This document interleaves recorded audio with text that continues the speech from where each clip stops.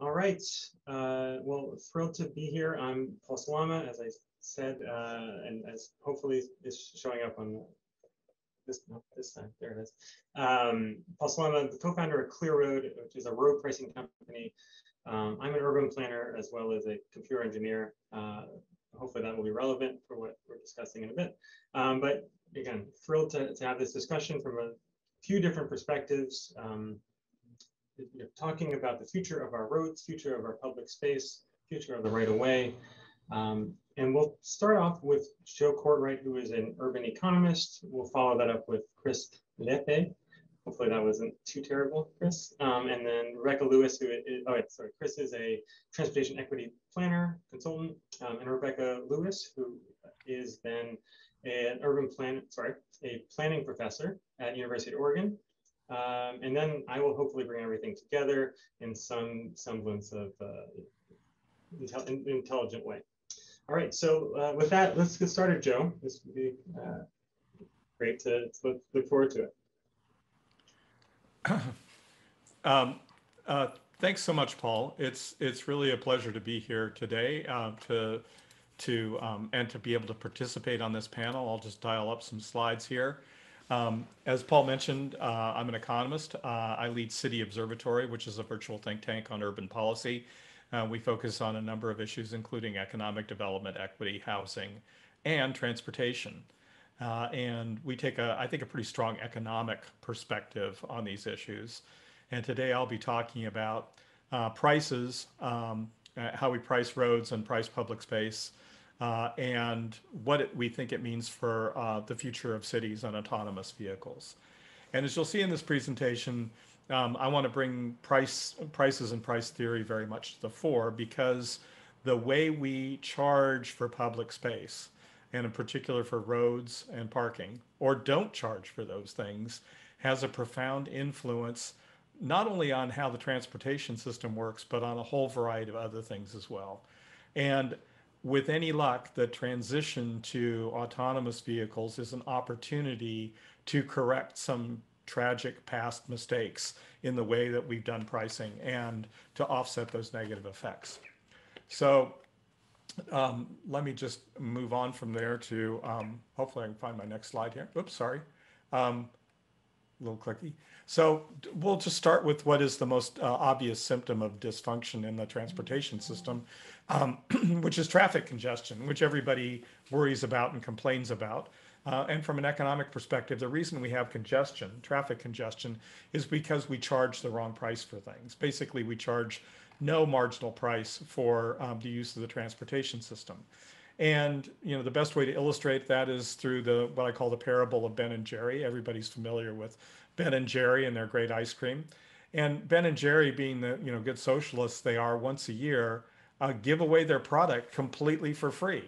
That will be coming up usually middle of next month. And they give away free ice cream cones to whoever comes to their store. And as we all know, when you give away something for free, people will line up to get it. And that's exactly what happens at Ben and Jerry's. And while there can be lines when Ben and Jerry charge for their ice cream, it's nothing compared to what happens on Free Ice Cream Day. And essentially, Free Ice Cream Day is how transportation planners operate our transportation system every single day. The reason we have traffic congestion is the same reason there are long lines at Ben and Jerry's, because the marginal users of that system don't face the actual cost of providing their services. And if our highway system, or Ben and Jerry's ran their restaurants like a highway system, they too would discover that there were long lines every day, that they didn't have enough capacity, and that they were always running short of money. So the solution to our transportation system problems is really to address that issue of pricing. And I want to just change gears a little bit and talk about what we know about prices and how they're playing out and how they're likely to influence the future of the transportation system. And I'll take a look at ride hailing, which is, I think, a really important innovation and represents an application of pricing. So when you look at the Uber and Lyft, which are sort of the quintessential examples of ride hailing, their price, the cost that they charge end users, which is subsidized by venture capital, is something on the order of $2.25 a mile, which is probably 3 to 4 times higher than the direct private cost of operating automobiles. But what that means is the only time people use Uber and Lyft is when their value of travel is greater than that amount, that price of $2.25. And what this shows us essentially is where people attach the greatest value to travel. So when we look at where ride hailing is happening and where the demand for travel is, we see that it's not uniform. It's not evenly spread across the urban landscape or across time. It's very concentrated. And there's a great study from University of California, Davis, which basically says you can explain where ride hailing and when ride hailing happens by looking at 5 factors: drinking, parking, flying, peaking, and pricing. Basically, people use Uber and Lyft, at least in the pre-COVID days, when they were going out on Friday and Saturday evenings. They used it in places where parking was expensive, where they couldn't drive their own cars or do so economically. They use it a lot when they're flying, because clearly at one end of a flying trip, you don't usually own a car unless you own cars in multiple cities. We also know that this demand for this is very peaked. It occurs at specific times and not at others, typically at rush hours in the evening and on weekends and weekend nights. And it's also really attuned to pricing, that because of the cost that people have to pay, they pay an incremental amount for each additional mile, each additional minute. They have a real desire to keep their trips relatively short. And those AV trips, or excuse me, those ride-hailed trips tend to average less than 3 miles. So when we think about a price system is going to have very different character of demand. And I think that should clearly reshape or shape our views of what the likely impacts of autonomous vehicles are, because they will be priced at not at the same level, but in the same way that we are pricing ride hailing. And when we look at the geography of where ride hailing demand is, it's very concentrated in some places and non-existent elsewhere. Here's data gathered for the city of San Francisco, which shows the trips are overwhelmingly concentrated in the central business district, with just a smattering of trips in the suburbs. And that corresponds to the places, and this map on the right shows that, where parking is most expensive. If you charge for parking, people are willing to pay for ride hailing. If you don't charge for parking, there's very limited demand for it. So again, prices really matter. And the same thing, as it turns out, is true of the transit system as well. Transit works best where parking is most expensive. And this is a map of the 50 or so largest metropolitan areas in the United States. On the vertical axis, it shows the average monthly price of parking in those cities. On the right, it shows the fraction of transit trips in those regions. Very strong positive correlation. So how we price parking, how we price the use of the road system is very important. And essentially, in central business districts, parking is the way that we price the road system. If you're going to use a car, you're either going to have to park it at your destination and pay for it in a central business district, or use a taxi or a ride hail, in which case you have to pay for that. So pricing turns out to be really important to influencing the way road systems get used. And so the real critical question with autonomous vehicles is, how much will they cost? And we don't really know yet, because nobody's fielded them, but the best estimates are, and there are a range of estimates out there, that they'll cost something in the vicinity of 30 to 40 cents a mile, which is dramatically less than what ride hailing costs, chiefly because you're not having to pay for a driver. But the implication of this is, if those companies can field, autonomous vehicle companies can field their product at 30 or 40 cents a mile, that becomes very disruptive and competitive to the urban transportation system, and particularly to transit. Because when you consider that the average bus trip in the United States is about 3.8 miles, if the cost or price of those AV trips is on the order of 40 cents a mile, then an AV trip becomes, at the margin, no more expensive than the typical bus fare of $1.50 to $2.50. And then the result is that it's very likely that autonomous vehicles could be very disruptive to transit systems. Transit agencies may face cherry picking along their densest routes from level 4 autonomous buses, level 4, of course, being ones that are programmed to operate on a specific route rather than drive everywhere. And autonomous vehicles could provide greater frequency at comparable or lower costs than transit systems. and that would have important implications. Perhaps most importantly, that would tend to draw demand from the transit systems and increase demand for use of city streets. And that's really the rub. We know that already with ride-hail vehicles, they've added to demand in urban centers and increased congestion. That's likely to be amplified if there are a lot of cheap autonomous vehicles. And unless we price the roadway, that is, price to road users, including autonomous vehicle users, but actually all road users, the use of the roadway, we're likely to have more serious congestion in central cities. And unfortunately, our track record in doing pricing so far has been not very good, not very smart. We've looked at Portland, for example, which has, as many cities, allowed scooters like Bird and others to operate. It charges fees to the scooters, and these are tiny electric vehicles that have negligible weight, do negligible damage to the roadway, and are non-polluting. They charge fees for the scooters that are almost an order of magnitude larger than what cars pay. So when we think about the future of urban transportation systems, we need to think about a system of fees that are well coordinated with, well adjusted to the environmental and social impacts of different modes of transportation. So as a quick introduction, I hope I've highlighted the key role that pricing plays, both in creating the current problems that we face, but also is really central to addressing the challenges that autonomous vehicles pose to cities and urban transportation systems. Awesome. Thanks so much, Joe. That was really informative. And I think what's really interesting is the I guess how much of these trends that were kind of anticipated with autonomous vehicles are actually occurring now with COVID. So you know, we see some of those things accelerating. And with that, let me actually I just want to mention a quick thing is that we're going to try to keep these presentations tight. We'll have some Q&A at the back end, so please ramp up those questions. We look forward to that discussion as well at the end. And with that, I'll pass it along to Chris. Chris is going to take a different lens, I think, to the to how we value the streets, and I think it should be really fun. So take it away. Okay, can you hear me okay? Yes? Can you hear me? Okay, awesome. Well, first and foremost, thank you. Thanks for having me today. It's an honor to be here.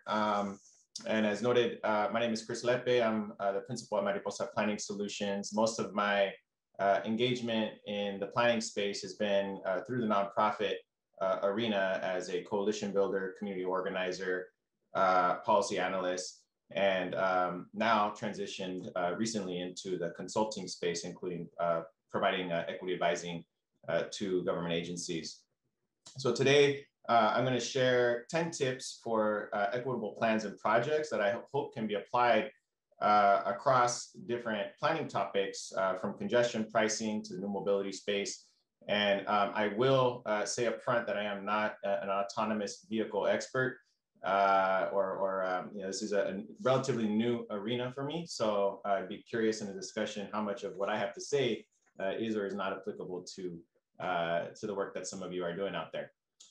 So I wanted to start off with an image that symbolizes the kind of racist and inequitable policymaking of the past, the bulldozing of Black and brown and low-income communities in the name of so-called progress. And as was highlighted by Liz Agbu yesterday, many of the structures that led to these decisions remain in place today.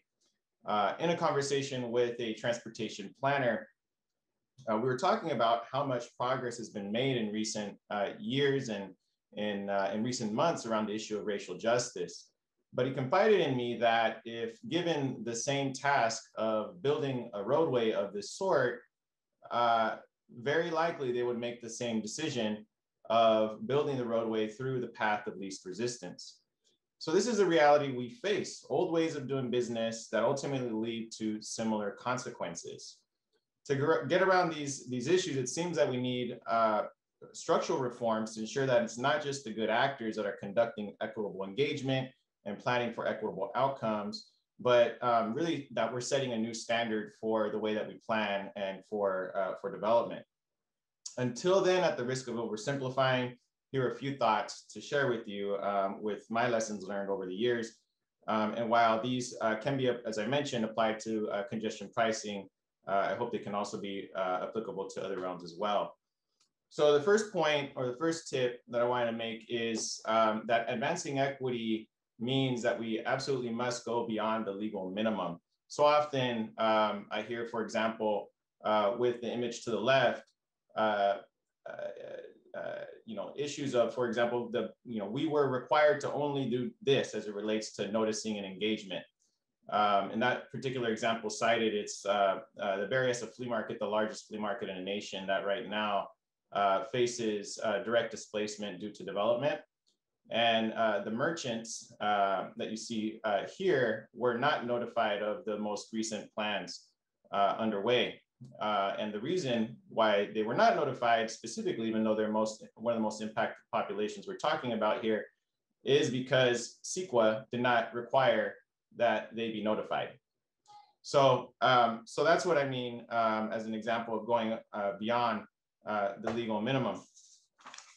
The other piece of going beyond the legal minimum and advancing equity that is required is, as you can see here from the philosophy shared by the late Representative John Lewis, and I'll read it for you here. My philosophy is very simple. What you see when you see something that is not right, not fair, not just, you have to stand up. You have to say something. You have to go do something. Get in trouble, good trouble, necessary trouble. And I'll just say that you could create as many frameworks as you want, but if folks aren't willing to do the right thing, if you will, then we're going to see limited gains. So I'll just end with a final point on this slide, which is that we need to go beyond a mitigation-oriented approach to planning, and we need to focus on disproportionate benefits, which leads me to my next slide, focusing on providing disproportionate benefits for communities of color, for low-income communities and other communities that have borne the brunt of our negative transportation and land use planning of the past, not just avoiding disproportionate burdens. Much of the planning arena as it relates to equity in terms of requirements is focused on mitigation, on assessing and mitigating harm. But that's effectively the equivalent of saying, we will only cut you a little bit, or if you're lucky, we might not cut you at all. But that is clearly not a recipe for making the situation better as it relates to equity. So we need to transition as much as possible to a targeted universalism approach, as shown here from the Chicago Public Schools Office of Equity, where they state that they're trying to examine and improve mindsets, relationships, resource allocations, and policies, focusing on the students, in this case, that are underperforming, that need that help, that need that leg up. And those of us that have this targeted universalism approach believe that this is actually the way in which you can achieve the greatest benefit overall for society, by focusing in the areas where the greatest need. My third point is developing and gaining consensus on an equity strategy for your project to plan, such as developing an equity framework. This is an example of the kind of steps that one can take from Transform's Pricing Road Advancing Equity report that I was involved with helping to produce. And this framework, or these 5 steps, are actually helping to inform pricing projects and policies and programs across the West Coast right now, from Washington down to LA. And so just to walk you through some of those steps, and I'll go into a few of these in the minutes to come. First is to identify the populations that may be affected by the project, where they travel, and so on and so forth. Defining equity outcomes and performance measures, determining benefits and burdens, and in other words, assessing for equity, choosing options that advance equity, once you identify what those potential issues are, and then providing accountable feedback and evaluation. So as noted in those steps, one of the first things to do is to identify and empower key populations. But identification of, for example, equity-focused communities is not that simple. In this particular case, we have the low-income transportation plan for San Mateo County, in which they identified the low-income populations. But we need to ask ourselves, for example, is 200% below the poverty line capturing everybody we need to capture as it relates to income? And what I found interesting about this analysis is that the majority of the low-income population in San Mateo County live, according to this analysis, outside of the defined communities of concern.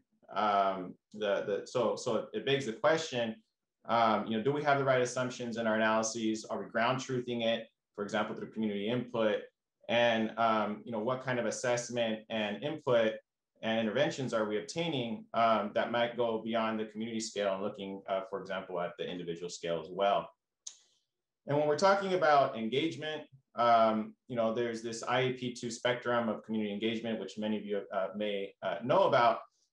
So it's important to note along the arc of the process and make that transparent where folks have the opportunity to inform versus some of the deeper levels of impact to the right, and trying to push for as much towards the collaboration empowerment side as possible when those key decision points take place along the arc of the process.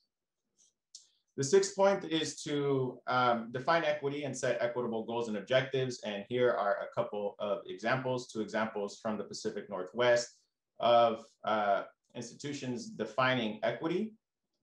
And so we need to get on the same page about what we're talking about when we talk about equity, and also set forth goals and objectives for the particular project or plan. I'll note that with the Vancouver example, here they talk about both process as well as the product, as well as the outcomes, process and outcome equity. The 7th point or tip is to develop measuring sticks, performance measures and metrics to show equitable goals and objectives will be achieved, and assess for benefits and burdens. So when we're identifying these measuring sticks, it's important to be able to do things like modeling in advance of the project, but also to be able to assess over time and to shift the project or initiative, especially when we're talking about something that like a congestion pricing project will have revenues allocated over time and can be used to benefit disadvantaged populations. The 8th point is once the assessments take place, is to choose strategies to advance equity. And here we have the example of LA Metro, where they have a low-income assistance plan with their transponders. They have a transit rewards program, and the revenues that they have obtained from the tolling, they've actually used for vastly improving transit service along the highway and surrounding communities, and improving bicycle pedestrian safety. And so some of these investments have clearly equity benefits, but not all, right? And I'd be curious to know what are the overarching equity outcomes as part of projects like these, for things like affordability, health, and access to opportunity. The 9th point, is to provide accountable feedback and evaluation, as I noted before, to make sure that we're circling back with communities to show the benefits and the extent to which the mark is being hit on equity. This is, again, an example from Metro Express lanes, where they're showing over time the increase in the low-income assistance plan accounts. And my final point, I'll leave off to the next speaker with this, is that, as I mentioned at the beginning of the presentation, we can't just rely on the good actors on the equity front to carry the ball here. We need to elevate the game and raise a new standard for the industry, if you will, so that communities across the nation can be ensured that not only will they be potentially adequately assessed, and the burdens may not fall as heavily upon them as the general population, but that they actually will be, in my view, ideally the focus of the benefits of the plans and the projects that we're attempting to implement. One example of this is with the Bay Area, Plan Bay Area 2050, MTC did an analysis, and this is an example of upstream planning, the kind of type of planning that we need to move towards, where their assessment, they found, they looked for equity, the extent to which the projects across the nation, across the region were advancing equity, and they found that quite a few projects were actually challenged on the equity front. And so based on that, it was part of the prioritization project for investment, prioritization process for investments, and that helped to also elevate the game for a lot of these projects that wanted to get funded to institute things like affordable fare programs and making changes to their projects. So this is a kind of upstream forward equity planning that we need to be doing, not just as I mentioned with a few good actors, but across the nation. So with that, I'll leave it for our next speaker. Thank you, and look forward to the discussion.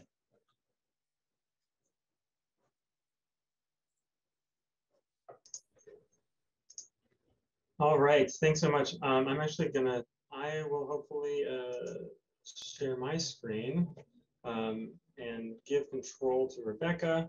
I think Rebecca, you may have to give it to Rebecca. There we go. Just want to make sure that you have it, Rebecca. Make sure you're unmuted. And thanks so much, Chris. This was really informative, and I think hopefully we'll dovetail nicely with certainly my presentation, but maybe Rebecca's as well. Yeah, thank you. So I'm Rebecca Lewis, faculty at the University of Oregon. I now co-direct the Institute for Policy Research and Engagement. Much of the work I'll be presenting today stemmed from some work with the Urbanism Next Center through the Sustainable City Year program, where students in my public budgeting class were doing much of this analysis through a grant from NITSE, which is our UTC at Portland State, University of Oregon, and several other universities. So I'm going to be approaching this from a different angle, from a revenue generation standpoint, as we think about cities trying to pay for transportation on their streets. So many of these same values that we hear around equity, around public space, around how we sort of think about valuing that public space and charging for that public space are reflected in some of the things I'll be talking about today. So all of this is in context of a new transportation system. As we think about autonomous vehicles, shared mobility, these other sorts of things, as well as electrification, we have big challenges in our current transportation revenue sources. If we move in this direction, our receipt from gas taxes will continue to decline, as well as things like vehicle registration and driver's licenses. And a lot of this work was born from that thought, that the direction of new mobility is moving towards this sort of shift in the way we pay for transportation. So I'm going to talk very briefly about transportation revenue sources, and then I'm going to frame out some of the revenue options that my students came up with, and share sort of how they rank on these different criteria. In budgeting, we think about equity a slightly different way in terms of thinking about horizontal equity and people of the same means paying for things. We think about vertical equity and a similar platform in terms of thinking about the most well-off and the less well-off in terms of how they're paying. But I'll talk about these other values and how we evaluate these new revenue sources along those values as I move throughout the presentation. So our current transportation revenue sources are not very future-proof.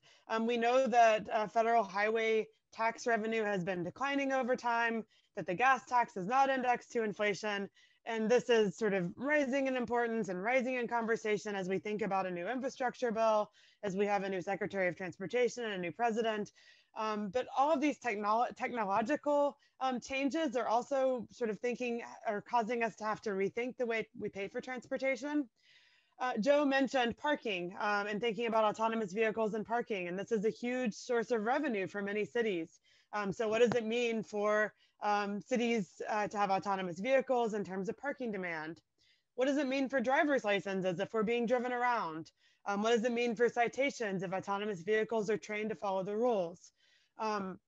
And so all of our sort of traditional sources of transportation funding could change with new mobility. And so the research we did was based in this framework, and I'm not going to go into great depth about this, but the first thing that students did was apply some scenarios to the transportation revenue sources that exist to try to estimate the revenue loss that might happen because of reduced driver's licenses, reduced vehicle miles traveled, reduced parking revenues. And so we looked at this in 5 Oregon cities, some in the Portland area, as well as Eugene, based on the Sustainable City Year partners of those particular years. And we estimated the decline in revenue sources that we sort of considered along these scenarios. And we saw these massive declines.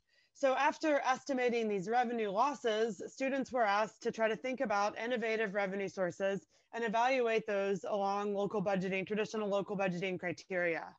And so that's what I'm going to share with you today. I'm going to talk mostly about some of the sort of novel sources. It'll be a great segue into Paul's presentation where he'll talk about some of the more technical solutions to the way we go about administering some of these fees. So we have all kinds of different values we can rely on when we try to set the price and when we try to set tax rates. So we can prioritize environmental values where we want to make gas guzzlers pay, their fair share for pollution. We can prioritize revenue productivity, that we're just trying to generate enough money to pay for our transportation maintenance needs. We can try to focus on efficiency, where we make sure that the cost of administering the fee doesn't outweigh what you're generating in revenue. We can embed equity, both from a vertical and horizontal standpoint. And we can also talk about public space and prioritizing that public space. Congestion pricing is a classic way to do this, but there's other ways that are being considered as well as we think about curb management and other sorts of different innovative options as well. So students sort of given this open option to say, how are you going to generate revenue in this new future? They came up with a list of things that we're already doing. So some of them said, well, let's just make the gas tax higher. That wasn't my favorite. We know that there's lots of issues with that. They also started thinking about registration fees that we'd be specific to companies operating AVs, to changing the way that parking fees work. They also came up with a list of sources that are more innovative than our traditional sources that are being rolled out in pilot programs like Origo as a road usage charge, and thinking about some franchise fees and congestion pricing and other sorts of things.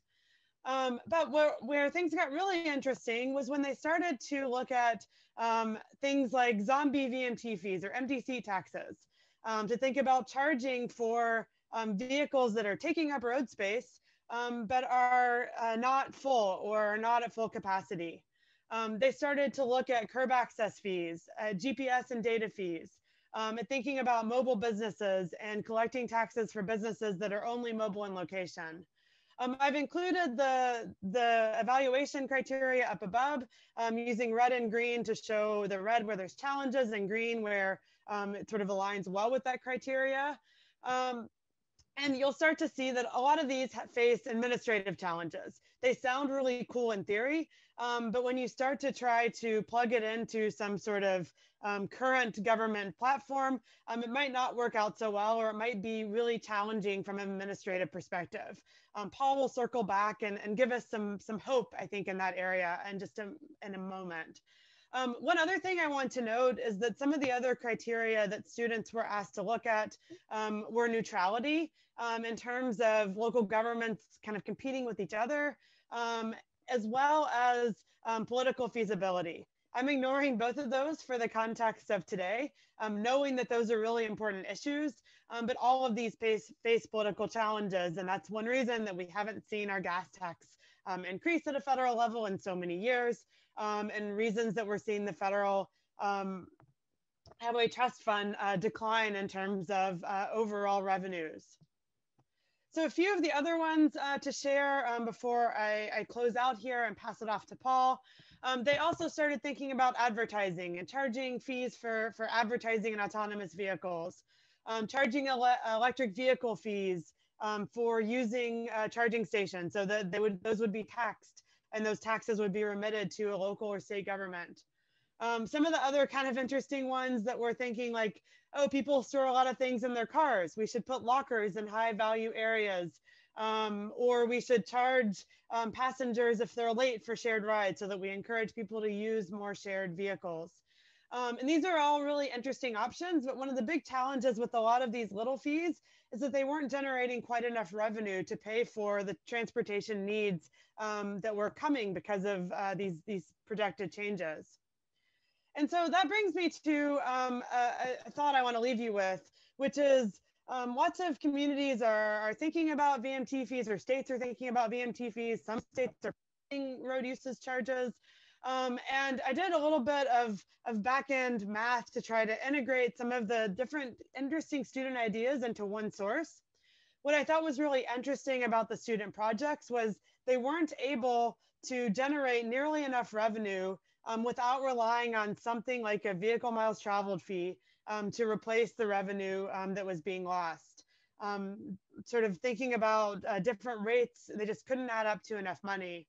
So one way I've started to think about this is, what if we have a VMT fee that allows for augmentation for electric vehicles to pay a lower fee, for us to embed some of these interesting equity-driven solutions around giving credits or reduced price for lower income individuals? What if we embed some of the public space concerns such that the VMT fee is toggled based on how much roadway capacity you're taking up or how many people are in the vehicle?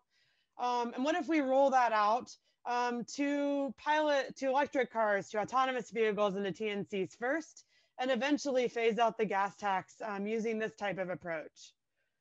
So some key takeaways before I pass it over to Paul.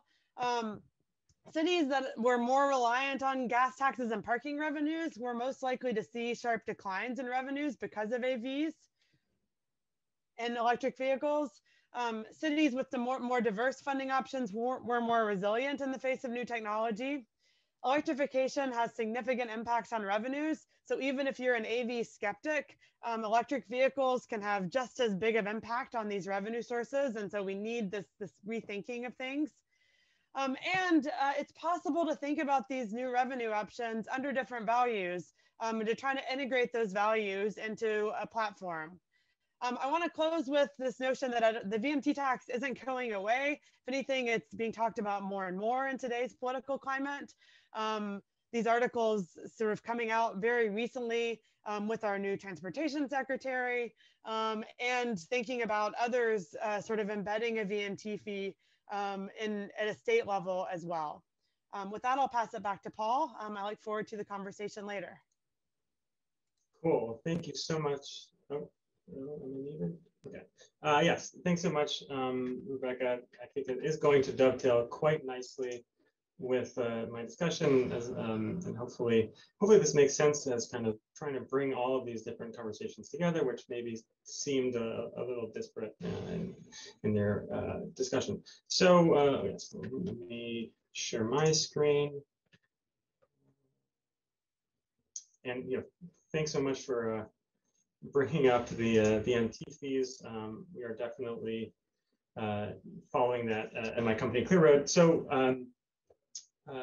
we talked about all these other kind of sexy topics, AVs, equity. Well, I want to talk about process, and that's I think it's pretty sexy. I think it's pretty exciting, but it's very essential to the discussion. So, and how can that process kind of achieve the goals that we've laid out? So let me get into it. So we talked a bit about congestion pricing. London is talked about as kind of the pinnacle of congestion pricing by many folks in the US, but I actually see it as a cautionary tale.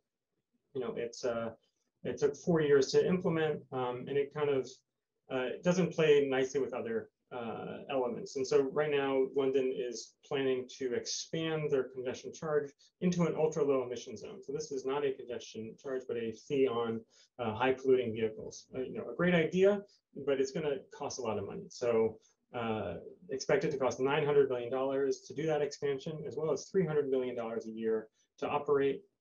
Now, I don't know, about everyone in the audience, but my guess is that that's going to be unreasonable for your local community. And and as I was saying, the congestion charge, the ultra low emission zone, don't play nicely too well together, and especially doesn't play nicely with an existing highway toll, as well as a proposed national road usage fee or VMT fee. And this is kind of, it falls under the same typical transportation planning process of doing your initial assumptions, feasibility analyses, different options analysis, outreach, and hopefully you get all the approvals along the way and to get into full implementation. And that's a multi-year process. But I like to think about these as kind of scaling a mountain, and hopefully the animation is showing up well. I really want to commend everyone who is doing this work, because it's difficult. It's difficult. But the one big challenge of it, of this type of mountaintop or mountain planning approach, is that it actually fails a lot. It fails more often than not, in fact. And if it fails, there's nothing to show for it. Maybe you're going to try again in a few years, try to learn the lessons that you didn't follow in the previous iteration. Maybe you're going to include more equity considerations and hope that the next time it's going to cross the finish line. But the reality is that kind of each initiative, each process is tackled individually. So New York, as part of its congestion pricing efforts, started with a TNC, FHV, for hire vehicle fee, claiming that was going to be kind of a first step towards a larger congestion charge.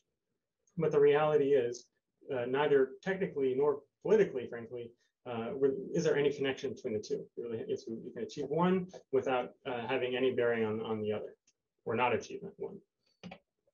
And so, kind of just I've described how challenging, and using that same boulder metaphor, how challenging it is already to get these projects across the finish line. And now we keep on kind of adding additional considerations. And so I think the big question is, okay, how do we find that perfect balance? Or maybe we don't need to find that perfect balance to achieve the goals that we're setting out for ourselves in terms of planning for the future of road pricing or public space. Oh yeah, sorry. And so the solution I see is is an agile road pricing approach. I'm now in the tech space, at a startup. Agile is a tech term. Hopefully I'll explain sufficiently what that means, so you get an idea for that.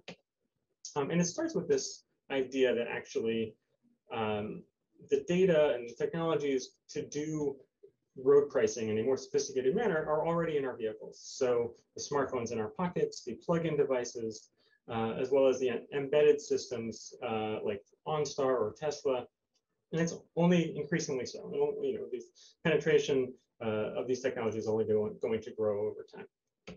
And that's, we can talk about this in the Q&A, or please reach out to me afterwards, but this is actually what we do at ClearRoad, is we standardize across these different data sources, and we apply different road pricing policies.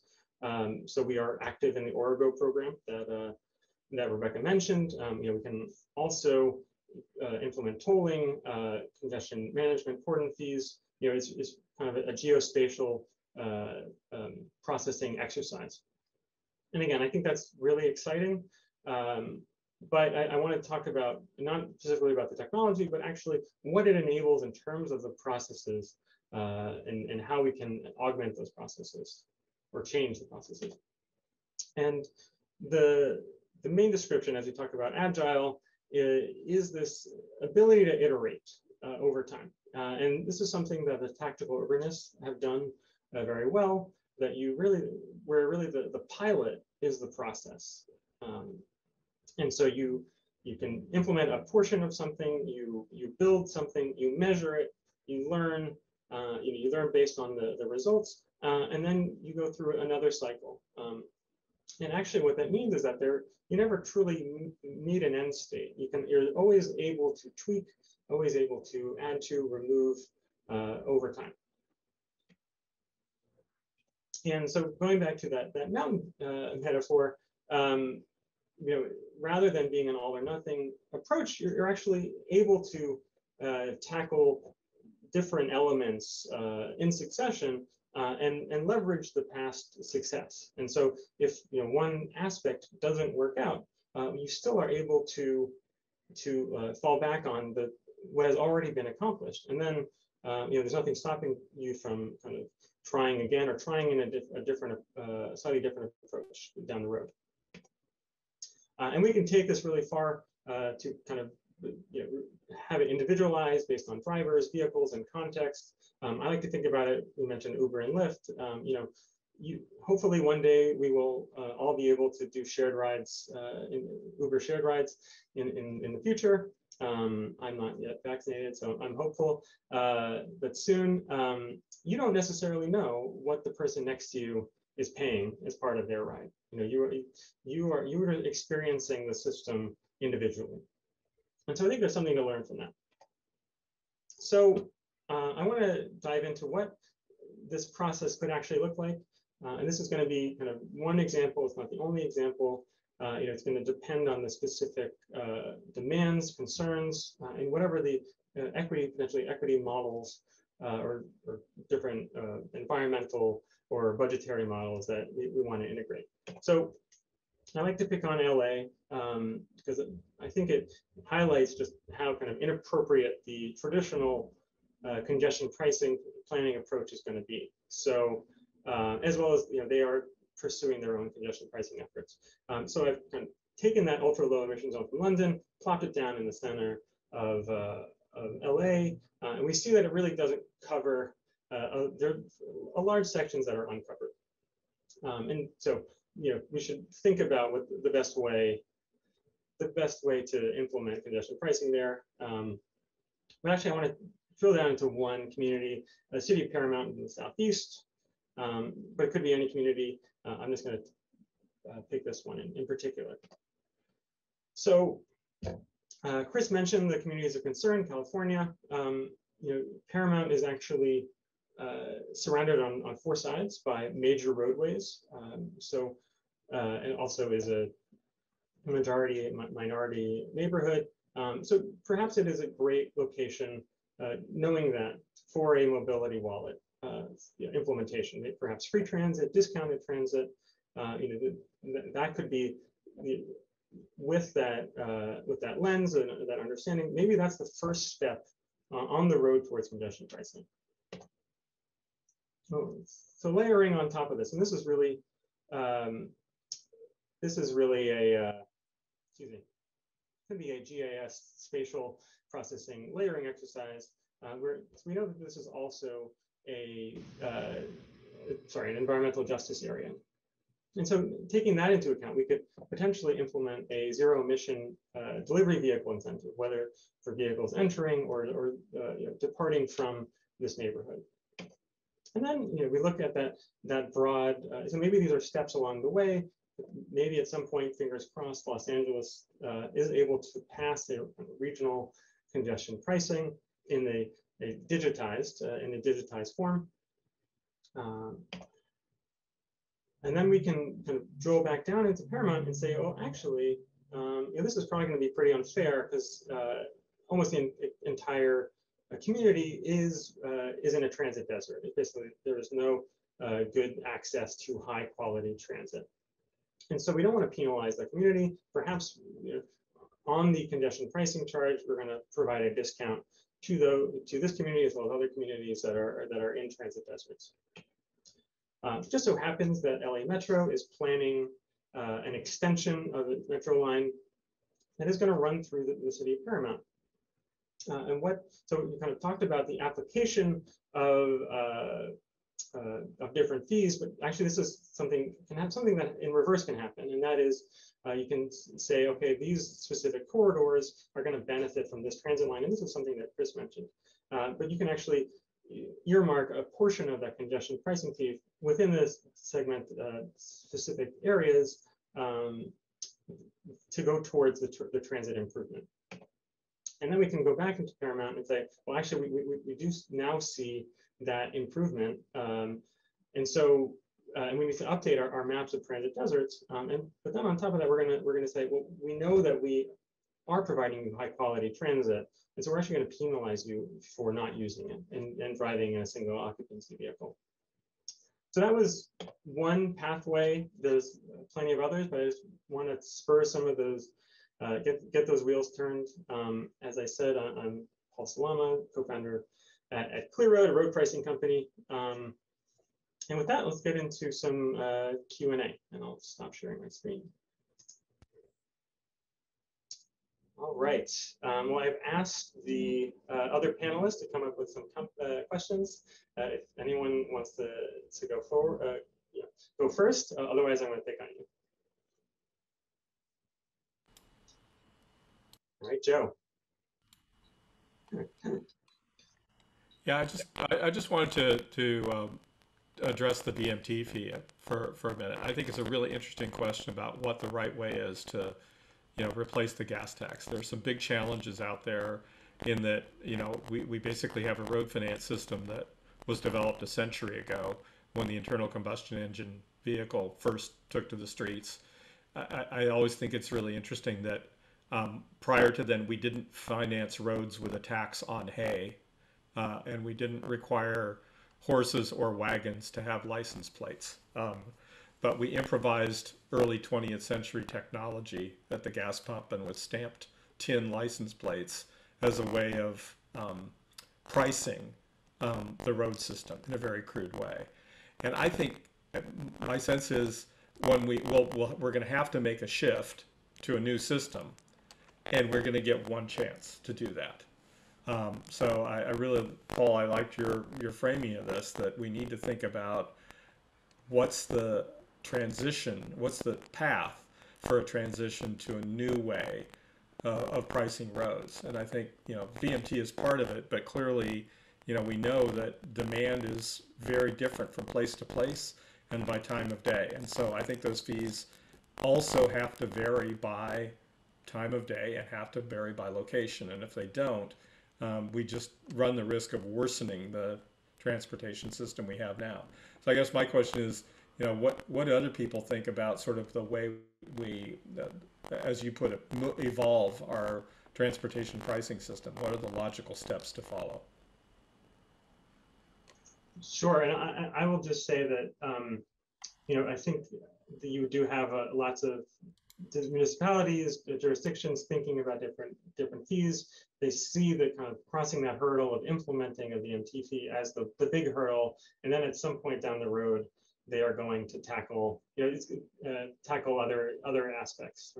It's going to be harder to get to a 1 cent per mile fee than it is to, let's say, $1 per mile fee or a cordon fee, which isn't wrong. That being said, that first fee needs to be set up in a way that it actually enables that. So I think that there's actually a growing story in Europe of tolling systems that are recent, let's say in the last decade, that are now being dismantled because the technologies are becoming outdated in use, and they're moving towards satellite-based systems. So, but yeah, I mean, I think the one thing I want to get across is that, like, the specific policies are less important than this actually moving towards a goal-oriented system, and hopefully stating that the platform, whatever road pricing platform that you implement, is going to be able to handle whatever you throw at it. You just need to think about. You need to actually think about what you want to achieve. Yeah, and on that front, I'm kind of curious. There's what the others think, and we've gotten some questions or comments about different models from a state level and from a regional level.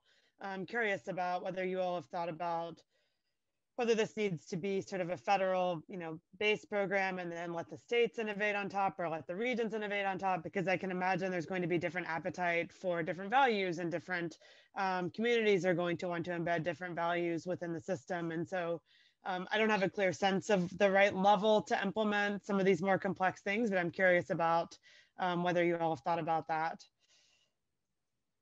I will chime in and just say that this is actively being discussed in the Congress right now. So, it is a hot topic, and I'm excited. I mean, I think there is a small moment to try to kind of achieve these things. I think EVs are going to come much more quickly than people anticipate. Much like if you are a chief financial officer of a State Department of Transportation, you need to anticipate that within a decade that you're going to have very little revenue in your highway trust fund. So I'm seeing mostly comments on the questions. I have a question for you, Paul. Sure. And for the rest of the group as well. So you mentioned the old way of doing business, right? The way that these projects are structured, the way the plans are structured. What are those incentives and those requirements from, for example, the federal government and other kind of institutions that encourage or even require this type of planning and discourage the kind of planning that you're sort of suggesting? That iterative approach, right? That flexible iterative approach. I mean, I'm not outside of tactical urbanism, tactical transit. I'm not really can't think of many examples of that. I will say I didn't mention this in the presentation. An interesting kind of counterexample to what, or I guess. Sorry. So in New York, Governor Cuomo, for all of his many faults, did understand something pretty essential when doing approaching congestion pricing, is that you couldn't integrate multiple goals. You had to have one goal, and that goal is revenue. And so, it's going to have some benefits, and London is the same. You have a congestion pricing fee. You need to have a separate fee on top of that for your low emission zone. So that's really siloed thinking, really kind of one-off approach. Yeah, can I just tackle there's a question that came, as I see in the Q&A from anonymous attendee. And it frames it as, should we consider pricing urban delivery? And just ahead of that, there was a comment from Martin Schmidt about BMT fees, and arguing, if I got the gist of it, that the fee should apply to basically all kinds of transport modes. And I think what I want to address there are just two things. One, there's been this tendency to pin fees on what the latest change in the transportation system is. We're going to dump it on AVs, or we're going to dump it on urban deliveries, or we're going to dump it on ride hailing, when congestion is caused literally by every vehicle on the road. So if you're going to have a system, it ought to apply to everyone, because everyone, depending on time of day and place, contributes equally. And it's resulted in this bizarre situation in Portland, where the city of Portland charges a private car maybe 2 cents a mile, and charges a tiny, lightweight, non-polluting scooter 20 cents a mile. And that just doesn't make any sense. It's not consistent with our values. It's certainly not equitable. And the other thing I would say is, we haven't questioned a whole lot of things that are built into the status quo. Cities across the United States devote 20% of their land area to free parking. If today somebody walked in here and said, well, we ought to use 20% of our cities and subsidize parking for people who own cars, everybody would go, that's a crazy, inequitable thing to do. But we routinely accept it. The same with roads. Roads, we subsidize massively for peak hour travel, and it basically benefits a tiny fraction of the population, and nobody questions the equity of that. So I just think we need to look not just at the marginal change to the system and ask whether it's equitable, but we need to revisit some of the foundational aspects of transportation. And I thought, Chris, your point about, you know, the way we've plowed freeways through urban neighborhoods was part of it, but it was those freeways created a car-dependent transportation system that's inherently inequitable, that produced massive sprawl, that caused, you know, retail deserts. Because back in the 1930s, when nobody had cars, or less than half the population had cars, there were stores everywhere because most people walked to cars. So the reason we don't have, you know, landscapes is because we've subsidized car transportation so much, and nobody talks about that. Right. Well, I think we're at time. I really appreciate you know, the questions. Appreciate the discussion. I would love to continue the discussion. I don't know, maybe on Clubhouse. That seems to be the in vogue. But yeah, you know, I love this, and I think there's so much more to discuss, and definitely bring all these different perspectives together. Probably some additional ones we could as well. So anyway, appreciate everyone being on here. You know, thanks for listening. Hopefully it was informative. Hopefully it kind of broadened your mind a bit, and hopefully you're now asking some good questions of the status quo. All right, thanks to all the panelists as well, and yeah, see you at the rest of the conference.